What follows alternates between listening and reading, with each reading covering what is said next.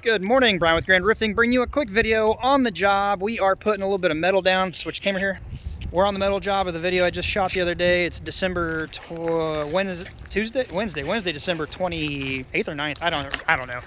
It's a bit nasty out. We had a lot of rain push through yesterday, so we couldn't do it. We're here now. I'm going to do my best to do little bits throughout the day on this. I have a busy day today. I've got plenty of estimates, inspections to get to, possibly a quick repair or two. So I will do my best to shoot some of the content while I'm here if I can. I had a lot of comments on different things. I'll just do a real quick walk over, start of the morning here and show you some things. And this is a metal over we're doing. I had some people questioning the single bubble. So let me show you that real quick while they're getting this panel brought up. So single bubble, when we're doing metal over a shingle roof, which in this area here in my state and in Indiana, you can do a second layer. I'm not a fan of putting shingles over shingles. I don't do it, I don't recommend it. I will, however, put metal on top of shingles if it's one layer. So the shingle is one layer, the metal is the second layer, that's all you can have. But we need to smooth the surface. You can either use single bubble like this. I've seen people do 30-pound felt. I've seen people put fan fold down. Purlings, you can put purlings down, but lumber is expensive right now and hard to get. Actually, it's very hard. I had a $9 increase on OSB yesterday. So as I said, you want to smooth it out. So that's, actually I didn't show you the single bubble. Let's go zoom in on that real quick.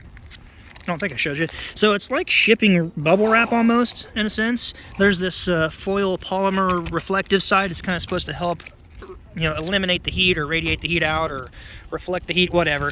It smooths the surface from the shingles so your shingle granules don't agitate, rough up and scratch the bottom here. Just kind of gives you a little barrier. Might help a little bit on insulation, could help a little bit on possible noise dampening, not much, but just to smooth the surface. As far as fasteners, they're coming up for this panel. So real quick on that, how they measure that is they get the panel on next to it and they measure from the bottom up and then from the rib over. I'll show you more on that as soon as we get it set on. Gotta be careful, it's wet out today, drizzly this morning.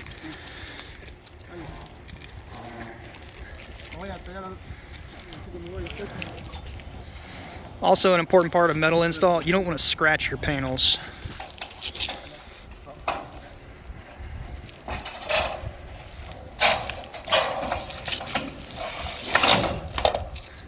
And there we go. Then they're just going to align this top right up here so they're flush. Should be flush at the bottom. He's going to double check everything, make sure the rib is locked in down and square, and I'll go over that real quick. I'm kind of out of order here, sorry. So when you get ready to start, what we did is we knocked out the box vents because they're protruding up too high. We put the fan fold single bubble down and then the apron on the bottom. You're ready to rock and roll and putting your panels down. I highly advise you from just going off of one gable end and start putting them down and screwing them off. You're probably going to get them tweaked, not plumb, not square, and you don't want to put a few panels down, screwing them off, find out it's crooked, and A, leave it, it's horrible by the time you get down there, or B, unscrew those, a lot of wasted time and work, and you have holes now that are just going to be a mess. So what we do is we throw one panel down, get it pretty close up here, put one screw in where it's going to be covered by the cap, maybe two. Get your second panel on. So this panel here is going to overlap. Make sure it's pushed down all the way down that rib. We try to get several panels down going like that. It's really easy, just have a screw or two on them. Make sure you're pretty straight, square, consistent, and a smooth line at the bottom. Especially if you don't have a gutter, you don't want to look up and see jagged edges where the panels are up or down, shifted around. You want that primarily to be smooth. Once we get down a good little bit of the way, we're pretty confident the way it looks. We'll pull a measurement from the top gable over to the panel, note the number, same on this bottom edge over to the panel, and you can tell if you're plumb to the end. You don't want to get all the way out there. Imagine we're coming the other direction. I can show you here.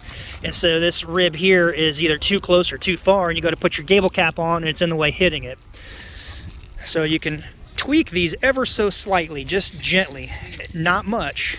But say you're off like a ½ inch or something, over the course of a handful of panels, you can either put a little excess material in these or stretch a little material. Not much, you're not going to be able to manipulate it much, but you can gently push on a rib to stretch out a little material, and you'll put a screw, push down, stretch it, put a screw, and get it worked out one way. Or you could also push in a little material. Again, let me emphasize this a little bit. It's gonna be a little bit, as an old friend of mine said, a skosh. Not much, just a little bit. You're not gonna be able to manipulate a lot like shingles. You can't bury ½ inches out that quick in steel. So anyway, a little bit, but it's nice to keep an eye on it as you go out that way. So measure it, you can adjust it. more importantly, in doing so, you're aware of it ahead of time that you're not screwing the field off. Once you know you're pretty straight, square, and you're confident it's gonna look good, then you can start measuring off from the bottom. We typically, it's job dependent, you know, some jobs may be different. We measure up about 3 inches, that's where our bottom row will go. Then we mark every 2 or 3 feet up, all the way up to near the top, crack a line, tip. Chalk won't wash off really easy, it will over time, so just maybe watch your chalk color. But that way you're not pencil marking and measuring every piece. And you crack a line, you can screw the field off. If you're putting purlings down, you'll screw it into your purlings. You get this run all the way out, you start the other sections, repeat the process. Then you're gonna go put your gable ends on, your ridge caps on, pipe boots on. Once I got past that pipe boot there, they're good to go. So let me explain how they did that. The last panel here that went on, we measure from either the bottom up or the top down, doesn't matter, as long as you transfer the measurement to the next panel, you're pulling off the same size. So if they measure bottom up, you're gonna measure that one bottom up. Then from this rib, it doesn't matter if you measure from the center, from this point or this point, doesn't really matter as long as you're measuring the same location off of this. I personally like to measure from the top dead center and then pull from the top dead center. You measure over. So you'll measure from the panel that's up here over to the first edge of the pipe, then to the second edge, you'll transfer that mark, same from the bottom up or top down. Drill a hole through it, use snips, cut around it. If you got a 3-inch hole saw, whatever, just make a semi-clean cut tight to the boot. That way you can cover it with your pipe covers, pretty easy, pipe boots. Continue this process on, screw it off. Be careful, tip. In moist conditions, drizzle, metal is very slick, and that stuff's pretty slick too. So if you got one guy that's up here and he grips good, we try to keep him on that and not going back in between wet ground and mud down here and cross shingles, getting his shoes to where they're not going to stick. A guy or two on the bottom, handing metal up, carrying it over. We have a lot of rain, so it's really muddy around back. We're not going to carry unnecessary through all that. So as I said, I got a lot to do. I got to get started on my day. I will try to come periodically throughout in between runs, kind of a central part of town here, and try to get a few more little points throughout the day. I appreciate you watching. I appreciate the comments I've got too, by the way. I had people comment already when I came out showing this just a few days ago on measuring this job. So I'm going to try to do some footage of it, but I got to get out and measure jobs to have a job to go to.